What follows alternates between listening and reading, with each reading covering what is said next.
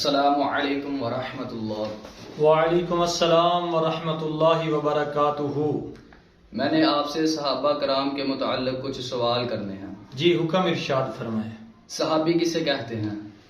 صحابی اسے کہتے ہیں جو نبی مکرم سرکار دو عالم صلی اللہ تعالی علیہ وسلم کو ایمان کی حالت میں دیکھا ہو اس نے، اور ایمان پر ہی اس کا خاتمہ ہوا ہو، اسے صحابی کہتے ہیں۔